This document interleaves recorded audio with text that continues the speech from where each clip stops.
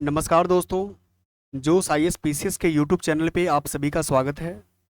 दोस्तों, हम अभी डॉक्टर रंजीत कुमार सिंह आईएएस के द्वारा प्रकाशित जो बिहार शिक्षक भर्ती 2023 के लिए जो प्रैक्टिस सेट जो निकाला गया है, उसमें आप सभी के डिमांड के अनुसार ही मैंने टेस्ट 1 कंप्लीट कर लिया है।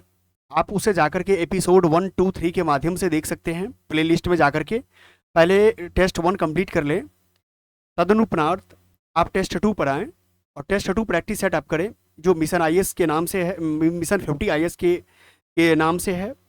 ठीक है दोस्तों, हम लोग आप ज़रूर मुझे बताएं कि टेस्ट कैसा का एक्सप्लेनेशन कैसा लगा, क्योंकि वर्तमान में दोस्तों समय कम है आपके पास।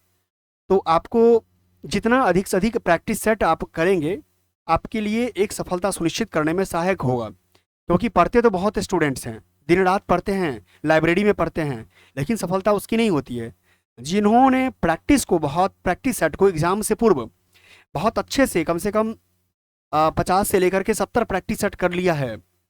उसे कंफर्म है कि उसकी एक सीट तो समझिए सरकारी नौकरी कंफर्म है। इसीलिए दोस्तों, प्रैक्टिस सेट पर सिर्फ प्रैक्टिस सेट टिक करके आंसर रटने की कोशिश नहीं करनी है दोस्तों, इसको अपने ब्रेन में लॉन्ग टाइम तक कैसे रहे उस पर फोकस करना है। क्योंकि आप आज पढ़ नहीं रहे हैं, क्योंकि आपको सतत एक टीचर बन रहे हैं, तो आपको फिर से इसी संदर्भ में आना है। दोस्तों, हम चलते हैं अपने क्वेश्चन की ओर। क्वेश्चन मेरा कहता है फर्स्ट,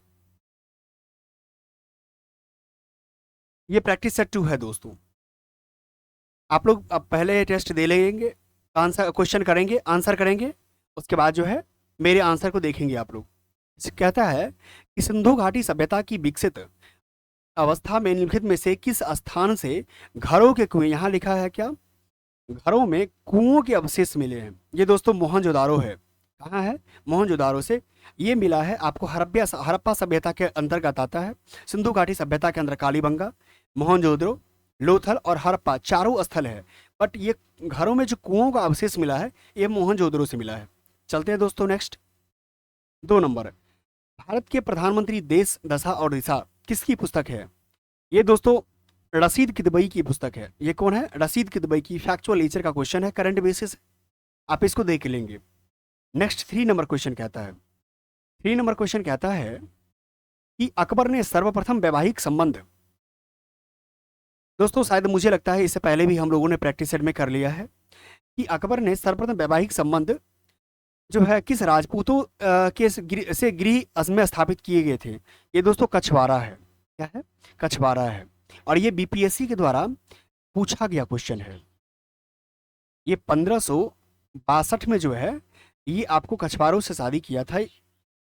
ठीक है। और ये आमेर, इसको एक किला कह सकते हैं, आमेर, आमेर में पड़ता है। ठीक है। आप जब वहाँ राजस्थान जाएंगे तो आमेर का किला बहुत फेमस है। ठीक है। यह बीपीएससी के द्वारा पीवाईक्यू का क्वेश्चन है। नेक्स्ट हम लोग आते हैं 4 नंबर क्वेश्चन। राजस्थान के पहले टेस्ट ट्यूब जो भैंस के बछड़े की नस्ल क्या है? साहिवाल। दोस्तों इसमें जो है ये बन्नी नस्ल का है। किसका है? बन्नी नस्ल का है। बन्नी नस्ल का इंफॉर्मेशन एडिशनल क्या है, ये गुजरात का है, से संबंधित है। ठीक है। और वहाँ पर बन्नी घास भी है। ठीक है। इसी कारण इसको बन्नी नस्ल बोलते हैं। इसीलिए इसका आंसर क्या होगा? ई होगा, यानी उपर्युक्त में से कोई नहीं। चलते हैं दोस्तों next 5 number question. 5 number question क्या कहता है? कहता है भारत में साइमन आयोग, ये 1927, ये भारत में आया था मार्च के आसपास। ये बहिष्कार का मुख्य कारण क्या था? आखिर क्यों भारत के लोग साइमन कमीशन का बहिष्कार कर रहे थे? इसके पीछे का मेन रीजन था दोस्तों कि सभी सदस्य अंग्रेज थे उसके। क्या थे? सभी सदस्य अंग्रेज थे उसके। हिंदू को, सॉरी, हमारे जो भारतीय सदस्य को पार्टिसिपेट नहीं किया गया था, इसीलिए इसको बहिष्कार किया गया था। इसका आंसर क्या होगा? बी होगा। नेक्स्ट हम लोग चाहते हैं 6 नंबर क्वेश्चन पे।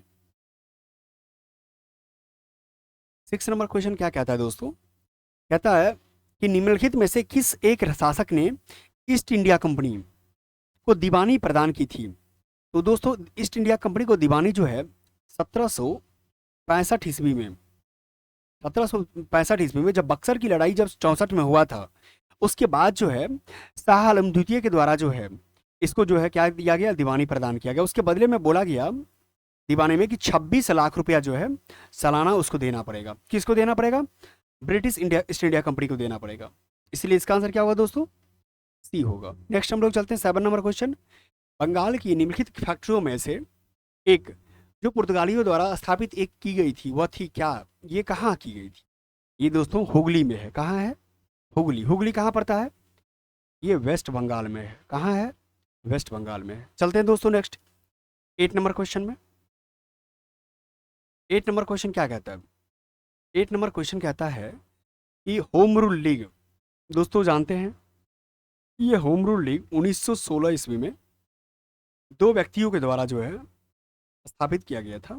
एक सबसे पहले एनी बेसेंट के द्वारा, उसके बाद बाल गंगाधर तिलक के द्वारा। अब हम लोग देखते हैं, ये तो मेरा एडिशनल इन्फॉर्मेशन रहा, असत्य की बात कर रहा है इसमें। कहता है कि सबसे पहले इसकी योजना एनी बेसेंट ने वर्ष 1914-15 में प्रस्तुत की। बिल्कुल सही है, अभी जस्ट मैंने बताया है आपको। तिलक की home rule league Maharashtra, Karnataka, Madhya Prant और बरार तक सीमित थी। बिल्कुल सही थी। तिलक द्वारा स्थापित होम रूल लीग अधिक शक्तिशाली थी। बिल्कुल सही है। तिलक और एनी बेसेंट, ये बेसेंट यानी एनी बेसेंट के बारे में बातचीत हो रही है कि मतभेदों के उपरांत भी दोनों लीग बनी रही। गलत है दोस्तों, मतभेद कभी हुआ ही नहीं। ये मतभेद कभी हुआ ही नहीं ऐसा, ठीक है। हाँ, लिबरल कह सकते हैं थोड़ा देर के लिए कि यहाँ पर लिबरल जो है ज़्यादा, एनी बेसेंट का जो होम रूल लीग पार्टी था वो ज़्यादा लिबरल था। इसीलिए इसका आसान इजीली आंसर क्या होगा मेरा? डी होगा। नेक्स्ट चलते हैं हम लोग 9 नंबर क्वेश्चन। 9 नंबर क्वेश्चन क्या कहता है कि HRMN99 ये किसकी एक किस्म के है? ये दोस्तों ये जो है सेब की प्रजाति है। क्या है? सेब का किस्म है। ये आपको जम्मू एंड कश्मीर में जो है वहाँ इसका उत्पादन होता है, इसीलिए उसका क्या है? सेब की प्रजाति है। और ये हिमाचल प्रदेश से भी संबंधित है। हिमाचल प्रदेश से भी संबंधित। नेक्स्ट हम लोग चलते हैं 10 नंबर क्वेश्चन। कतक तिस्ता नदी, ये दोस्तों रिवर बहुत इंपॉर्टेंट है, रिवर सिस्टम। तिस्ता नदी की सहायक नदी के बारे में बात हो रही है।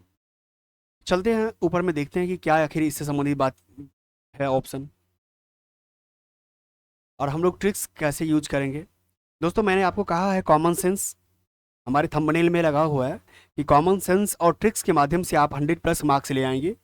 आपके सामने में मैं अभी क्वेश्चन सॉल्व कर रहा हूँ, इसीलिए आप लोग देख सकते हैं कि आपके सामने में गलती भी हमसे होती है। स्वाभाविक सी बात है कि ह्यूमन नेचर है, गलती तो होगी ही हमसे। और इजीली हम लोग ट्रिक्स के माध्यम और कॉमन सेंस लगा करके क्वेश्चन को सॉल्व करने की कोशिश करते हैं कि अधिक से अधिक हम लोग मार्क्स कैसे गेन करें। दोस्तों ये तीस्ता के बारे में बात कर रहा है, ये मैं जानता हूँ। लोहित और कामेंग जो है आपको, ये दोनों ब्रह्मपुत्रा की सहायक नदी है। ये ब्रह्मपुत्रा की सहायक नदी है, ठीक है। ये दोनों तो हट गया मेरा 50-50। ये रंगीत और लाचुंग, ये दोनों जो है आपको तीस्ता की सहायक नदी है, ठीक है। इसीलिए ये दोनों के आधार पे मेरा आंसर क्या होगा? ई होगा। क्यों? इस उपर्युक्त में से एक से अधिक है, ठीक है। ये भी जान गए कि ये लोहित और कामेंग ब्रह्मपुत्रा की सहायक नदी है। चलिए दोस्तों 11 नंबर क्वेश्चन। 11 नंबर क्वेश्चन क्या कहता है? कहता है भारत सरकार की निम्नलिखित में से कौन सी पहल प्रवासी भारतीयों से संबंधित नहीं है? देखते हैं दोस्तों क्या इसमें नहीं है। इसमें कहता है कि प्रवासी, इसमें नाम में ही लगा हुआ है प्रवासी, इसका मतलब ये तो होगा ही प्रवासी कौशल विकास योजना। दो नेक्स्ट कहता है ब्रज। ब्रज भी दोस्तों प्रवासी से जुड़ा हुआ है। नेक्स्ट कहता है भारत को जानो, यानी कि कौन जानेगा भारत को? भारत में रहने वाले लोग तो भारत को जान ही रहा है। क्या सही है गलत है वो तो आप जान ही रहे हैं, तो ले जानेगा कौन? विदेश वाले लोग। इसीलिए ये भी प्रवासियों से है। स्ट्राइब, दोस्तों ये स्ट्राइब जो है ये इंडस्ट्री में जो स्किल्ड वर्कर से संबंधित है, मतलब उद्योग में जो है, इंडस्ट्रियल में जो है, जो स्किल्ड वर्कर से संबंधित है, ठीक है। जो उसको स्किल करने की बात कर रहा है, कुशल करने की बात कर रहा है, इसलिए इसका आंसर क्या होगा? सी होगा। चलते हैं नेक्स्ट हम लोग 12 नंबर क्वेश्चन पे। 12 नंबर क्वेश्चन क्या कहता है? 12 नंबर क्वेश्चन कहता है किस संस्थान द्वारा भारत का पहला स्वदेशी मोटर चालित व्हील चेयर वाहन न्यू बोल्ट विकसित की गई है? दोस्तों ये आईआईटी मद्रास है। क्या है? आईआईटी मद्रास है। नेक्स्ट हम लोग चलते हैं 13 नंबर क्वेश्चन। ये बुक से रिलेटेड क्वेश्चन है। करंट में क्या दिया है कि believe what life and cricket taught me, ठीक है। अब देखिए हम बात करते हैं कि ये सुरेश रैना जी की पुस्तक, यह किसका है? सुरेश रैना जी की। अब सुरेश रैना की पुस्तक है, इसमें तो ऑप्शन है ही नहीं, इसलिए इसका आंसर क्या हो जाएगा? ई हो जाएगा। ऊपरी में से कोई नहीं। चलते हैं हम लोग next 14 number question. 14 number question क्या कहता है? 14 नंबर क्वेश्चन कहता है कि निम्नलिखित स्थानों में से किस एक में राष्ट्रकूटों द्वारा एलोरा पहाड़ियों में निर्मित गुफा मंदिर स्थित है? ये दोस्तों देखिए, ये क्या होना चाहिए? ये है आपको राष्ट्रकूटा का संबंध जो दक्षिण भारत से है, और एलोरा की जो पहाड़ी है ये आपको महाराष्ट्र में है। कहाँ है? महाराष्ट्र में है। आप कहेंगे कि एलोरा की पहाड़ी महाराष्ट्र में है, लेकिन कहाँ है सर? तो ये आप जान लीजिए, औरंगाबाद में पड़ता है। कहाँ है? औरंगाबाद में। ठीक है, चलते हैं नेक्स्ट हम लोग। वैसे अगर देखिए तो एलोरा की पहाड़ी से तो आप, और ये जो इसकी स्थापना जो हुआ था ये 7वीं से 8वीं सदी में हुआ।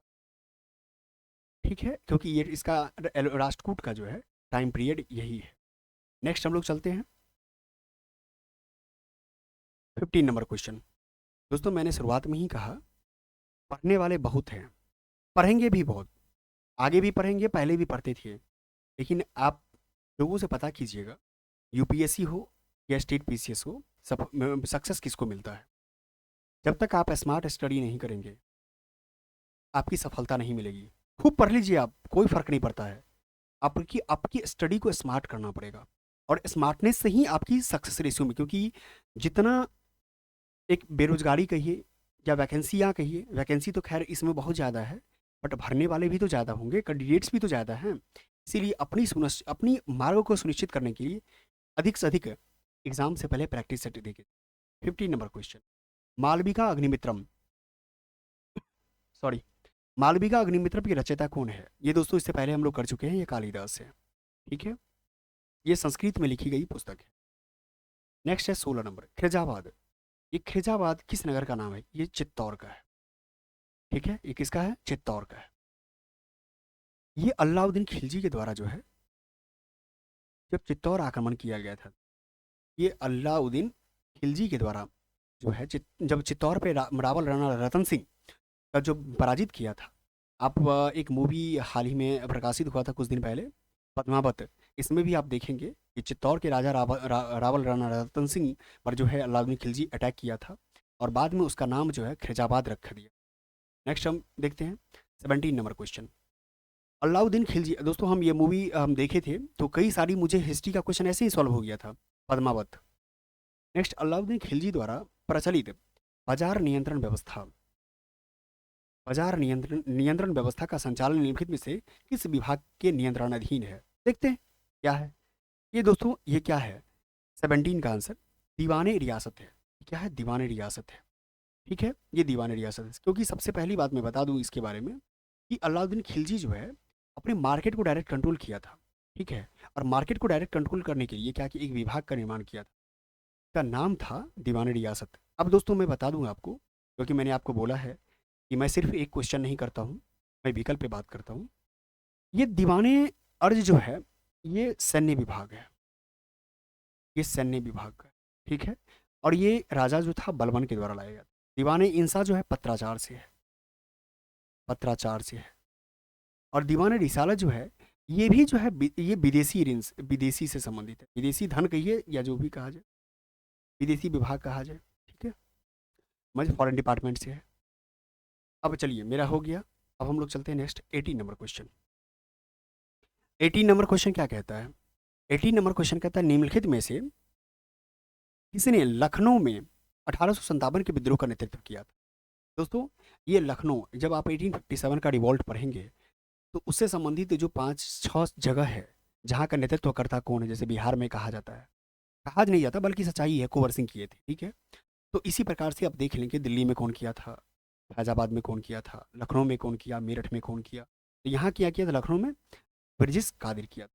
चलते हैं नेक्स्ट हम लोग 19 नंबर क्वेश्चन। कहता है कि निम्नलिखित में से किसको मदद मास, ये मदद मास अनुपात अनुदान दिया? मदद मास दोस्तों मैं बता दूं आपको, ये दिल्ली सल्तनत से जुड़ा हुआ है, दिल्ली सल्तनत से जुड़ा। ये जब आप पढ़ेंगे तो उसमें मिल जाएगा। मदद मास, मदद मास का मतलब ये हुआ था कि उस समय संत और विद्वान जो लोग थे उनको जमीन भूमि अनुदान में दी जाती थी। अनुदान मतलब क्या कहा जाए, सब्सिडी के रूप में फ्री में दी जाती थी कि भाई आप अब सब रह जाओ जा करके, संरक्षण के रूप में कह सकते हैं आप इसको। इसका आंसर क्या होगा, सी होगा। नेक्स्ट 20 नंबर क्वेश्चन देखते हैं। 20 नंबर क्वेश्चन क्या कहता है, कहता है कि पुस्तक है तबकाइते अकबरी, ये मुगल काल से संबंधित है और ये उस समय अकबर का जो पुस्तक लिखा गया था ये निजामुद्दीन अहमद के द्वारा है। ये पुस्तक है किसका है, निजामुद्दीन अहमद तबकाइते अकबरी। ठीक है, चलते हैं हम लोग आगे। नेक्स्ट मेरा क्वेश्चन कितना है, 21 नंबर क्वेश्चन। 21 नंबर क्वेश्चन क्या कहता है दोस्तों, इस युग को क्लासिकल युग कहा जाता है। आप लोग बताइए, इस युग को क्लासिकल युग कहा जाता है। दोस्तों क्लासिकल युग जो है गुप्त युग को कहा जाता है। क्या कहा जाता है, गुप्त युग को कहा जाता है, क्योंकि उसमें कहा जाता है गुप्त युग को कि स्वर्ण काल भी कहा जाता है इसको। ठीक है, स्थापत्य कला का स्वर्ण काल भी कहा जाता है। और यहाँ पर बहुत ज़्यादा मंदिरों का निर्माण किया गया था, क्योंकि गुप्त का संबंध जो है वैष्णव धर्म से है। क्या है, वैष्णव धर्म से, वैष्णव धर्म से है। तो मंदिर का निर्माण बहुत अधिकाधिक मात्रा में हो। 22 नंबर क्वेश्चन कहता है कि निम्नलिखित में से कौन राज्य पुनर्गठन आयोग का अध्यक्ष किया है। ये दोस्तों 1953 की बात। ये 1953 में फजल अली की अध्यक्षता में जो है राज्य पुनर्गठन आयोग का अध्यक्ष राज्य पुनर्गठन आयोग स्थापित किया गया था। इसमें हृदयनाथ कुंजरू और के एम पन्नीकर जो इसके सदस्य थे, क्या थे, सदस्य थे। अब मैं बता दूं इसी के आधार पर 1956 में जो है प्रथम क्या कहते हैं इस आयोग का जो है गठन किया गया, राज्य पुनर्गठन आयोग। ठीक है, और ये बनाने के पीछे एक कारण था कि जो सबसे पहले कौन सी राज्य का निर्माण किया गया था, ये आपको भाषा के आधार पर किया गया। ठीक है, आंध्र प्रदेश का। नेक्स्ट हम लोग चलते हैं 23 नंबर। नेक्स्ट कहता है कि 23 कहता है कौन सा कथन सही नहीं है। दोस्तों नहीं की बात हो रही है। 1905 में बंगाल विभाजन हिंदुओं और मुसलमान में अगला पैदा करने के उद्देश्य से किया गया था। दोस्तों ये सही है। क्या है, सही है। बंगाल विभाजन करने का जो उद्देश्य है बिल्कुल सही है। कहता है क्या, मुस्लिम लीग की स्थापना 1906 में आगा खां द्वारा की गई थी, बिल्कुल सही है। लखनऊ समझौता हिंदू मुस्लिम एकता स्थापित करने की दिशा में एक महत्वपूर्ण अग्रिम कदम था, बिल्कुल सही है दोस्तों। ये लखनऊ समझौता 1916 को हुआ था, 1916 में हुआ था। फिर कहता है स्वदेशी मूवमेंट, स्वदेशी आंदोलन गांधी जी ने 1905 में प्रारंभ किया। दोस्तों मैं बता दूं आपको, ये स्वदेशी आंदोलन 1905 में हुआ है और हमारे गांधी जी जो है ये 1915 में तो आते ही हैं दक्षिण अफ्रीका से। बताइए कहाँ से संबंध इसका होगा, इसीलिए ये क्या हो जाएगा, गलत हो जाएगा, इसलिए आंसर क्या होगा, डी होगा। नेक्स्ट हम लोग चलते हैं 24 नंबर क्वेश्चन। दोस्तों देखिए कितने इत्मीनान ढंग से हम लोग क्वेश्चन को डील करने की कोशिश करते हैं, कहीं से कोई ज़्यादा घबराहट नहीं होनी चाहिए। यदि आपने अपनी नॉलेज को रीच कर लिया, मैं विश्वास दिलाता हूँ कि आप कोई भी क्वेश्चन को बहुत इजीली टैकल कर लेंगे। प्राचीन संस्कृत ग्रंथों में प्राप्त यवन प्रिय शब्द द्योतक है। यवन प्रिय किसका है, यवन प्रिय का मतलब दोस्तों होता है काली मिर्च। क्या होता है, काली मिर्च। ठीक है, यानी सच पूछिए यवन प्रिय का मतलब होता है कि कुछ ऐसे लोगों के द्वारा जो बहुत पसंद किया जाता हो। ठीक है, नेक्स्ट है था तालीकोटा युद्ध। 25 नंबर क्वेश्चन। तालीकोटा युद्ध जो है इसको दोस्तों इसको राक्षसी कांगड़ी का युद्ध भी कहा जाता है। ये विजयनगर साम्राज्य से जुड़ा हुआ है। ठीक है, विजयनगर साम्राज्य से जुड़ा हुआ है और राक्षस कांगड़ी का युद्ध भी कहा जाता है। ये 1565 में हुआ। कब हुआ है, 1565। चलते हैं दोस्तों नेक्स्ट 26 नंबर क्वेश्चन। क्या कहता है कि 26 नंबर कहता है कि अकबर ने जो मनसब प्रणाली का स्थापना किया था, अकबर कब किया है मनसब प्रणाली का स्थापना। देखते हैं हम लोग विकल्प को। पहले विकल्प में दिया है ये किया है 1575 ईस्वी में। कब किया है, 1575। मनसब प्रणाली दोस्तों मैं आपको एडिशनल इन्फॉर्मेशन बता दूं, मनसब प्रणाली का मतलब ये होता है कि एक प्रकार का मनसब दिया जाता था सैन्य के लिए, सैनिकों के लिए। क्या, सैनिकों के लिए। ठीक है, अकबर के द्वारा सैनिकों के लिए दिया जाता था कि वो जो व्यक्ति इतना मनसब का होगा, 500 मनसब का होगा, 1000 मनसब का होगा, 100 मनसब का होगा, यानी सैनिकों का जो क्लासिफिकेशन था। जैसे देखिए वर्तमान में क्या होता है, हम लोग क्या समझते हैं, ट्रिपल स्टार, ये साहब को ट्रिपल स्टार मिला है पुलिस विभाग में, ये साहब को डबल स्टार मिला है, ये साहब को सिंगल स्टार मिला। तो यानी क्या, हम लोग वर्तमान में स्टार थे उसको रैंक को डिसाइड करते हैं, उस समय मनसब से डिसाइड किया जाता है।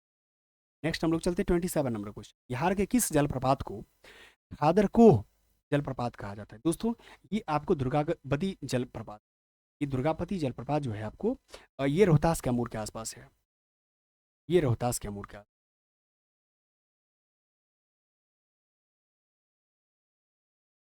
ठीक है, अब हम लोग ककुला जलप्रपात था, कलकुला जलप्रपात नवादा में है। कहाँ है? नवादा में। नेक्स्ट हम लोग चलते हैं 28 नंबर क्वेश्चन।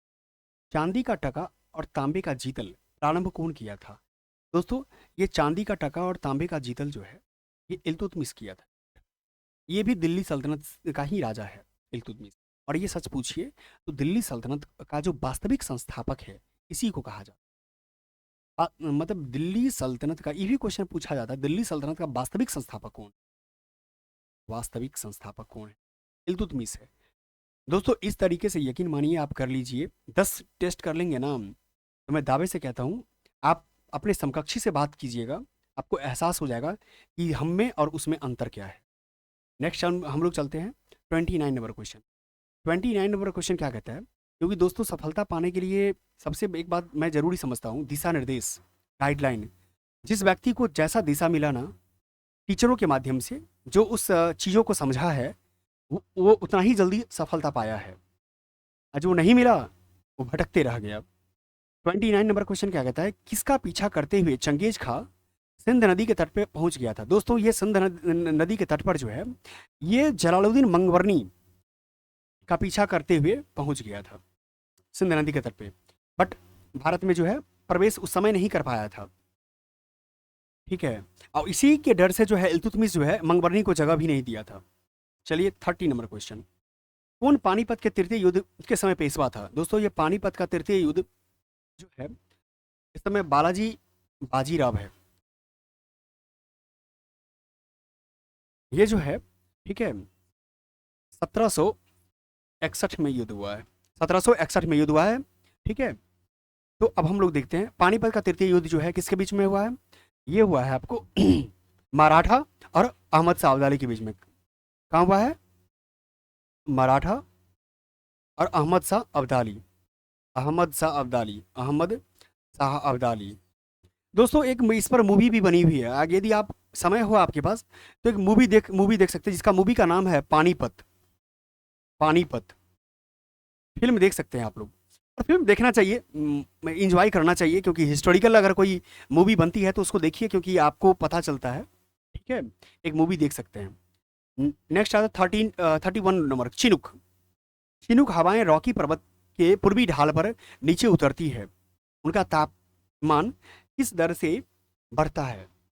अब ये है, ये शुष्क रुद्धोष्म दर है। क्या है? शुष्क रुद्धोष्म दर है। नेक्स्ट हम ये, और दोस्तों अमेरिका का है, कहाँ है ये? अमेरिका में। ये चिनुक जो है यूएसए के पार्ट में बहता है। नेक्स्ट हम लोग चलते हैं 32 नंबर क्वेश्चन। 32 क्या कहता है? ये टेलीग्राफिक पठार की बात हो रही है। दोस्तों ये टेलीग्राफिक पठार जो है ये एस आकार का बना हुआ, आप देखेंगे कौन सा ओशियन जो है एस आकार में बना हुआ है? ये अटलांटिक ओशन है। और ये अटलांटिक ओशन जो है आपको, जो उत्तरी अटलांटिक है, क्या है? उत्तरी अटलांटिक जो है आपका है, उत्तरी अटलांटिक कटक को बोलते हैं टेलीग्राफिक पठार। नेक्स्ट हम लोग चलते हैं 34 नंबर। कहता है निम्नलिखित में से किसका सुमेलित नहीं है? अपदलन, प्याज अपक्षय बिल्कुल सही है। ऑक्सीकरण, रासायनिक अपक्षय बिल्कुल सही है। कार्बोनेशन, रासायनिक अपक्षय बिल्कुल सही है। हाइड्रोलिसिस, ये यांत्रिक, ये गलत है दोस्तों। ये हाइड्रोलिसिस वाटर से जुड़ा हुआ है, पानी से जुड़ा हुआ है। ठीक है, किससे जुड़ा हुआ है? पानी से जुड़ा हुआ है, ये पानी से जुड़ा हुआ है, इसीलिए गलत है। आपका आंसर मिल गया सी। नेक्स्ट हम चलते हैं 34 नंबर क्वेश्चन। 34 number question. दोस्तों यदि आप सभी शिक्षकों में, मैं तो पहले से मैं बोलता हूँ शिक्षक आप लोग बन चुके हैं, आप मेरे साथ जुड़े हैं, आप ऐसे लोगों के इन हैंड हैं जिन्होंने बीपीएससी को समझा है, बूझा है, जाना है, तो आप तो पहले से समझ लीजिए शिक्षक बन चुके हैं। इस हौसले के साथ पढ़ाई कीजिए। अगर जिन लोगों को भी अगर बीपीएससी का एग्ज़ाम देना हो, सिविल सर्विसेज का जो आगामी 69 का एग्ज़ाम होने वाला है, जिनको भी देना हो, ये मैं कहता हूँ ये सेशन उनके लिए भी महत्वपूर्ण है, क्योंकि क्वेश्चन का जो नेचर है ये बीपीएससी ले रही है, तो ओवरऑल नियर अबाउट सेम ही रखेगा। हम लोग देखते हैं नेक्स्ट क्या है, नेपानगर। ये नेपानगर जानते हैं मध्य प्रदेश में पड़ता है। अखबारी कागज के लिए जाना जाता है। पहले मिला लेते हैं ए का टू दोस्तों, ये मेरा कैंसिल हो गया और ये मेरा कट गया, यानी मतलब ए का टू मिल गया मेरा, यानी मेरा बी और सी डी का ही आंसर होना चाहिए। कैसे एग्जामिनेशन अप्रोच ऐसे ही करना है आप लोग को। और देखिए अब हम लोग देखते हैं आखिर इस दोनों में मैच कौन कर रहा है, ये देख लेते हैं पहले। अब देखिए ये मेरा जो है ये कल्पक्कम, कल्पक्कम क्या परमाणु ऊर्जा संयंत्र है, ठीक है। जो कल्पक्कम कहाँ पड़ता है, तमिलनाडु में पड़ता है। अब डी का थ्री, यानी डी का थ्री, ये मेरा आंसर आ गया डी का थ्री, यहाँ मैच हो रहा है, यानी मेरा आंसर कन्फर्म आंसर क्या हो गया, बी हो गया। चलिए हम लोग चलते हैं next 35 number question. 35 number question क्या कहता है कि कौन सा एक स्वच्छंद उद्योग है, स्वच्छंद उद्योग है। अब देखिए स्वच्छंद इसमें क्या है, स्वच्छंद का मतलब ये होता है कि किसी के ऊपर डिपेंड ना रहना पड़ते हो, किसी के ऊपर निर्भर ना रहना पड़ता हो। कागज के लिए आपको बांस पे बम्बू पे निर्भर है, सीमेंट के लिए आपको खनिज पर डिपेंड रहना पड़ता है, लौह के लिए लौह और इस्पात के लिए। अब इलेक्ट्रॉनिक के लिए नहीं निर्भर रहना पड़ता, इसलिए स्वच्छंद उद्योग कहा जाता है इसको, इसलिए इसका आंसर क्या होगा, इलेक्ट्रॉनिक होगा। नेक्स्ट प्रवाल विरंजन परिणाम है। अब प्रवाल विरंजन मतलब कोरल रीफ की बात की जा रही है, देखते हैं क्या है किसका परिणाम है, यानी कोरल ब्लीचिंग जो होता है किसका रिजल्ट है। यानी कोरल ब्लीचिंग मतलब होता है कि आपका जो कोरल रीफ था उसका खतरा, उसका खतरा। यानी आप कभी आपको मौका मिले इस कोस्टल एरिया घूमने का, अपने भारत का, प्यारा भारत है दोस्तों, मैं सच बताऊं तो दोस्त अपना भारत बहुत प्यारा है। आप कभी जाएं तो आपको जो विदेश लोग जाकर के घूमते हैं जानने के लिए जाना चाहिए और वहाँ के लोगों, वहाँ के इन्वायरमेंट को समझना चाहिए। बट यहाँ भी बहुत रोचक चीज़ है कि यहाँ जब इस कोस्टल एरिया आएंगे तो आपको ये प्रवाल मिलेगा, कोरल मिलेगा, और बहुत अनोखा देखेंगे, बहुत डिफरेंट डिफरेंट कलर का चीज़ें यहाँ पर मिलेगा आपको, ठीक है। तमिलनाडु हो गया, केरला हो गया, यहाँ का जो पार्ट है आपका है कर्नाटका कोस्टल एरिया है, यहाँ पे ये खराब हो रहा है, इसके पीछे ग्लोबल वार्मिंग के कारण है, भूमंडलीय उष्मन के कारण होता है, ठीक है। नेक्स्ट हम लोग चलते हैं 37 नंबर क्वेश्चन। 37 नंबर क्वेश्चन क्या कहता है कि मिलान करना है कि कौन सा सुमेलित नहीं है। दोस्तों मैं बता दूं ये आपको घासलैंड के बारे में बात हो रही है। दक्षिण अफ्रीका, दक्षिण अफ्रीका में क्या है, वेल्ड है, ये सही है। ऑस्ट्रेलिया डाउन्स, ये भी सही है। देखते हैं ऊपर में और क्या कुछ बन रहा है गलती होने का। ये क्या है, स्टेपीज, हम इसको कैंसिल करते हैं दोस्तों, ये गलती है। स्टेपीज क्यों गलती है दोस्तों, ये स्टेपीज आपका जो है यूरेशिया में है। कहाँ है, यूरेशिया में है। आप पूछेंगे सर ये यूरिया कहाँ पे है, ये मैं कह सकता हूँ आपको यूक्रेन वाला पार्ट, यूक्रेन रशिया का पार्ट में जो है आपको ये मिलेगा। इसलिए ब्राजील तो जानते दक्षिण अमेरिका का पार्ट है, ये आपका गलती निकल गया। अर्जेंटीना, अर्जेंटीना का पंपास बिल्कुल सही है, ठीक है, इसलिए आंसर क्या होगा, डी होगा। नेक्स्ट हम लोग चलते 38 number question. Sorry, heather graph संबंध को दर्शाता है। ये हीदर ग्राफ संबंध जो है दोस्तों ये तापमान और वर्षा से संबंधित है, के बीच को ग्राफ को रिप्रेजेंट करता है। 39 नंबर क्वेश्चन, जनानकीय संक्रमण सिद्धांत डेमोग्राफी डेविडेंट से जुड़ा हुआ है, ये कौन प्रतिपादित किया था। दोस्तों ये FW नॉस्ट्रीन ने किया था। कौन किया था, FW नॉस्ट्रीन ने किया था। ये फैक्चुअल नेचर का क्वेश्चन है दोस्तों। हम लोग 40 नंबर क्वेश्चन पे आते हैं। 40 नंबर क्वेश्चन क्या कहता है कि बहते जल के द्वारा कौन आकृति निक्षेपण का कार्य परिणाम नहीं है। यानी दोस्तों अगर जो इंग्लिश मीडियम के स्टूडेंट हो गए, निक्षेपण का मतलब डिपॉजिट की बात कर रहा है। अब डिपॉजिट की बात कर रहा है तो हम लोग देखते हैं क्या क्या डिपॉजिट से बन सकता है। जलोढ़ पंख बिल्कुल सही है, ये होगा। डेल्टा जानते हैं कि जो नदी बहते हुए जाती है वो डेल्टा का निर्माण करती है बंगाल की खाड़ी में। प्राकृतिक तटबंध बिल्कुल दोस्तों, आप उड़ीसा भ्रमण करेंगे, कभी उड़ीसा जाने का मौका मिलेगा तो आप देखेंगे कि वहाँ पर जो है सो कई लंबा जो है सो एरिया बढ़ा हुआ है जो एक प्राकृतिक तटबंध का निर्माण करता है। नदी वेदिका ये नहीं है, ये नदी वेदिका नहीं है। तो नदी वेदिका बनता है कैसे, ये कटान से बनता है। जब नदी बह के आती है जो अपक्षय से ये बनता है, किससे बनता है, अब 6 से बनता है, इसीलिए आंसर क्या होगा, ए होगा। 41 नंबर क्वेश्चन, वर्तमान भारत में जन्म और मृत्यु दर से संबंधित निम्न में से कौन सा कथन सही है? सही है। अब देखिए दोस्तों, कहता है हमारे भारत का अभी वर्तमान देखिए तो आपको एक चीज नजर आएगा कि 41 में कि जन्म दर उठ रही है। सरकार कब से जो है कोशिश कर रही है कि जन्म दर को कंट्रोल करने का 2% पे लाने का, बल फिर भी अभी भारत जो है 2.2 के आसपास है। ठीक है, और मृत्यु दर क्या हो रही है, गिर रही है। यानी कि इतना वैक्सीनेशन है हमारे देश में, हेल्थ सिस्टम इतना स्ट्रांग हो चुका है कि अब मृत्यु बहुत ना के बराबर जो है, बीमारी से मृत्यु बहुत ना के बराबर होती है, मतलब कम होता है। कहने का तात्पर्य मेरा ये है, इसीलिए इसका आंसर ए होगा। 42, 42 का आंसर क्या होगा मेरे दोस्तों, ये इकोनॉमी से क्वेश्चन है। प्राइमरी डेफिसिट यानी प्राथमिक घाटा, ये प्राथमिक घाटा का मतलब ये होता है दोस्तों, राजकोषीय घाटा से हम लोग ब्याज भुगतान जब घटा लेते हैं तब प्राथमिक घाटा हम लोग को निकल जाता है, यानी ए आंसर होगा। चलते हैं 43 नंबर क्वेश्चन, चिनुक। ये चिनुक क्या है? चिनुक दोस्तों ये भी यूएसए का है, अमेरिका का ही जो है, ये अमेरिका से ही संबंधित है। ये सी होगा आंसर, यानी उष्ण और शुष्क पवन। इससे पहले भी आपने देखा था जो एक क्वेश्चन आया है, उत्तर अमेरिका के रॉकी पर्वतों के पूर्वी ढालों से नीचे की ओर बहती है, इसलिए इसका आंसर सी होगा। 44 नंबर क्वेश्चन, 44 नंबर क्वेश्चन मिलान करते हैं हम लोग, ज्योग्राफी से क्वेश्चन है। कहता है कि जननिक अवस्था मतलब क्या है, इसका रीजन क्या है निकलने का, मतलब आविर्भाव होने का, और परिणाम इसका क्या होता है, देखते हैं। सूर्य और चंद्रमा पृथ्वी के समकोण पर तो लघु ज्वार भाटा बनता है। क्या बनता है? लघु ज्वार भाटा बनता है। जब दोस्तों सूर्य और चंद्रमा जब 90 डिग्री पे आ जाता है, मान लीजिए ना कि अगर मान लिया जाए कोई एक यहाँ पे है और ये यहाँ पे आ गया, और ये क्या हो गया, चंद्रमा हो, मून हो गया, और ये सन हो गया। ठीक है, तो जब 90 डिग्री पे आता है तो क्या लघु ज्वार भाटा बनता है, और ये आपका अर्थ हो गया। जब सूर्य चंद्रमा और पृथ्वी सरल रेखा में, मतलब एक ही यहाँ अगर सूर्य ये सन जो है यहाँ आ जाए, तीनों एक लाइन में अगर हो जाए तो बृहद ज्वार भाटा बनता है। ठीक है, अब देखते हैं मेरा आंसर क्या हो रहा है। ठीक है,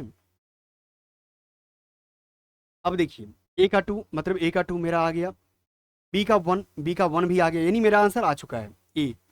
अब सी का 4, यानी सी का 4, पृथ्वी चंद्रमा पृथ्वी के समीपतम है तो भूमि नीचे ज्वार भाटा, और चंद्रमा पृथ्वी सबसे निकट दूरी पर तो अपभू हो गया। चलिए नेक्स्ट हम लोग चलते हैं 45 नंबर क्वेश्चन। 45 नंबर क्वेश्चन क्या कहता है कि बंगाल की खाड़ी में अंतः समुद्री कटक है, वह किस नाम से जाना जाता है? दोस्तों बंगाल की खाड़ी की बात हो रही है।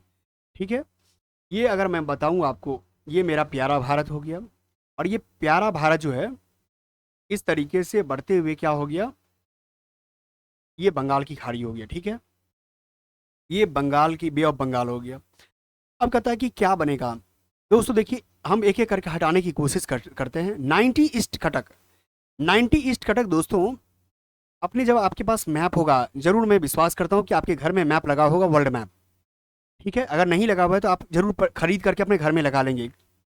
90 ईस्ट कटक जो है आपको, जब देशांतरीय रेखा पढ़ेंगे, हम बना ही लेते हैं। ठीक है, ये मेरा देशांतरीय रेखा 0 डिग्री हो गया ऊपर में, ये 90 डिग्री है मेरा, ये 90 डिग्री है। ये 90 डिग्री जो है आपको हिंद महासागर से क्रॉस करती है, ऊपर से नीचे की ओर आती है, तो ये मेरा तो नहीं होगा हिंद महासागर से, ये कैंसिल हो गया आपका। मोजाम्बिक कटक, ये मोजाम्बिक कटक दोस्तों, ये आपको जो अफ्रीका का पार्ट है, ये अफ्रीका जो मोजाम्बिक और मेडागास्कर के बीच से आपको क्रॉस करती है। ठीक है, हिंद महासागर के नीचे आप आएंगे, मैप से जरूर स्टडी करने की कोशिश कीजिए मेरे मित्र, क्योंकि आप याद नहीं करना पड़ेगा, और याद नहीं करें, मैं आपसे रिक्वेस्ट, क्योंकि याद करके आप बहुत लंबा सफर तय नहीं कर सकते हैं। कितना याद करेंगे, ब्रेन की सिंपल मेमोरी कितना याद किया जा सकता है, लेकिन बट आप समझ लेंगे तो आप किसी को भी समझा सकते हैं। तो मोजाम्बिक भी नहीं होगा। आप कहते हैं चैगोस और लेकाद्वीप। लेकाद्वीप दोस्तों, ये चैगोस जो है आप देखेंगे मालदीव के नीचे में एक चैगोस द्वीप नजर आएगा आपको, ये मालदीव के नीचे में, ये ही आपका बंगाल की खाड़ी में अंतः समुद्री कटक है। ठीक है, चलते हैं 46 नंबर क्वेश्चन। कहता है बृहद जलाशयों के जल पृष्ठ में नियमित दोलन निम्नलिखित में से किस एक के कारण बनते हैं? ठीक है, अब देखते हैं हम इसका क्या हो रहा है। इसका दोस्तों आंसर चंद्रमा के, ये नहीं होगा, ए बी। नेक्स्ट हम लोग चलते हैं, ये क्या है, डी नंबर, यानी क्या, भूपृष्ठ जल का हवा का घर्षण, यानी हवा अगर मान लिया जाए ये मेरा क्या हो गया, ये समुद्र तट ये हो गया, जल है मेरा।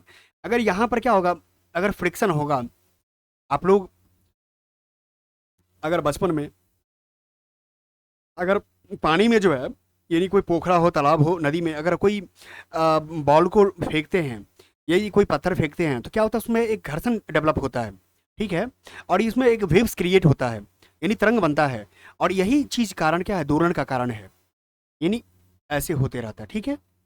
Next 47 number question. 47 number question क्या कहता है कि सूची 1 और सूची 2 को मिलाना है, मृदा वर्ग है और जलवायु प्रवृत्ति है। चेरनोजेम, दोस्तों ये चेरनोजेम जो है आपको यूक्रेन का पार्ट है, यूक्रेन और रसिया में जाएंगे तो वहां पर गेहूं बहुत होता है, और ये चेरनोजेम काली मिट्टी से संबंधित है, और यहाँ शीतोष्ण घास स्थल है, ठीक है। जो स्टेपीज का मैंने बात किया था, आपको क्या बात किया था, स्टेपी का, ठीक है, ये आप कभी भी भूलेंगे नहीं, स्टेपी जस्ट अभी हम लोगों ने किया है। तो ए का 1, यानी ए का 1 कहाँ है, यहाँ है और यहाँ है, यानी मेरा ये क्या हो गया, कैंसिल हो गया। अब हम देखते हैं कि अब हम लोग, हमको सच पूछिए तो टेराडोसा नहीं पता है, सेरोजियम नहीं पता है, पॉडजोल, पॉडजोल दोस्तों ये है शीतल शीतोष्ण है।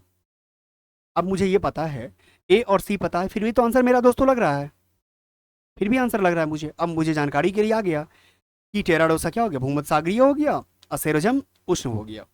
चलते हैं दोस्तों नेक्स्ट 48 नंबर क्वेश्चन। नवादा संग्रहालय का स्थापना कब हुआ था। दोस्तों ये प्योर फैक्चुअल नेचर का क्वेश्चन है, अगर मान लीजिए नेगेटिव मार्किंग अप्लाई है तो आप लोग स्किप करके चलेंगे, ठीक है, स्किप करने में भलाई है। फिर भी आंसर जानने के लिए जान लीजिए, नवादा संग्रहालय जो है ये आपको 1974 में हुआ है। नेक्स्ट चलते हैं, राष्ट्रीय नदी संरक्षण निदेशालय भारत सरकार ने किस मंत्रालय के अंतर्गत किया है, ये पर्यावरण वन मंत्रालय के तहत हुआ है, ठीक है। नेक्स्ट हम लोग चलते हैं दोस्तों, आज के सेशन का ये मेरा लास्ट क्वेश्चन है, क्योंकि हम लोग 3 भागों में डिवाइड करके सेशन करते हैं। क्यों, क्योंकि मैं चाहता हूँ कि क्वेश्चन को सिर्फ आप लोग टिक ना करने की मैं आपसे रिक्वेस्ट करूंगा, क्योंकि यूट्यूब पर देख रहे हैं न्यू ट्रेंड चल गया है, सिर्फ आंसर जानो आंसर जानो, अरे यार कितना आंसर जानोगे, कम से कम नॉलेज को तो रीच कर लो। नॉलेज रीच कर लोगे तो एग्जामिनेशन हॉल में कभी भी आंसर सही कर लोगे, और आंसर याद करके कितने दूर तक जाओगे, गिरना ही पड़ेगा। इसीलिए आंसर हम लोग जानने की कोशिश नहीं करते, इसीलिए हम लोग 50-50 क्वेश्चन करते हैं। और हम लोग अब देखते हैं, प्रथम विधि आयोग लॉर्ड मैकाले की अध्यक्षता में निम्नलिखित किस अधिनियम के तहत स्थापित किया गया था, जिसने दंड संहिता और आपराधिक संहिता, प्रक्रिया संहिता के संहिता। और दोस्तों जानते हैं ये रटने के लिए आपको वही कहेगा जिन्होंने कभी खुद पास नहीं किया है। जो कभी खुद नहीं पास करता है वो आपको रटने के लिए कहेगा, कि आपकी नॉलेज को टेस्ट करेगा कि भाई जो रटने में जितना तेज है वही एग्जाम पास करता है आज के डेट में। ऐसा कुछ भी नहीं है दोस्तों। लॉर्ड मैकाले का दोस्तों मैं बता दूं आपको, 1833 का जो एक्ट आया था ब्रिटिश के द्वारा, उसी से संबंधित जो है फर्स्ट विधि आयोग बना था, यानी इसका चार्टर एक्ट 1833 है। दोस्तों ये सेशन कैसा लगा आप लोग जरूर कमेंट करके बताएं, लाइक करें, शेयर करें, सब्सक्राइब करें, और अपने दोस्तों के बीच में बताएं, और खुद को अपनी एक सफलता को सुनिश्चित करें। इसी के साथ धन्यवाद।